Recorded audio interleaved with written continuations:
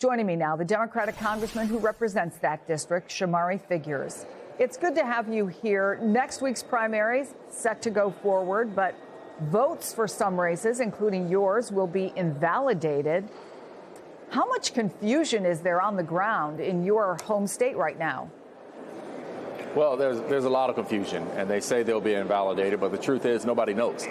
Because contrary to what Republicans wish happened, the case about this district, it's not over. It's far from over.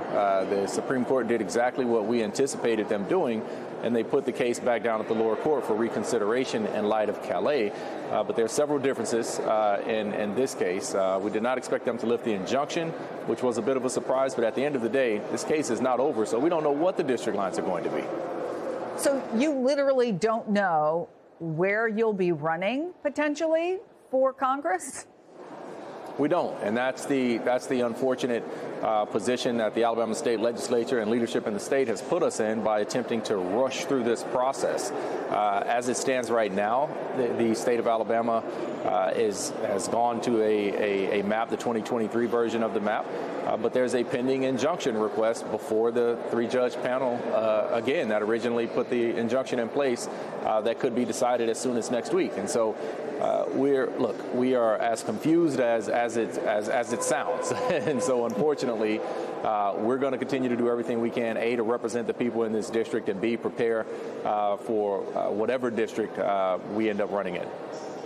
We don't need to explain why, for so many people, the stakes in this election are extraordinarily high. And I'm wondering what you're hearing from your constituents about the impact this change is having on them, especially Black voters for whom the civil rights movement and the fight for voting rights is not a distant memory. No, exactly. Look, we're hearing frustration, we're hearing anger, we're hearing confusion. And we're hearing a sense of urgency and a sense of inspiration to get out and go to the polls. And one thing that's important to note about my seat is that it's often discussed, as are a lot of districts that are represented by African Americans in Congress, as majority minority seats or majority African American seats. My district is not that. My district is only 47% African American.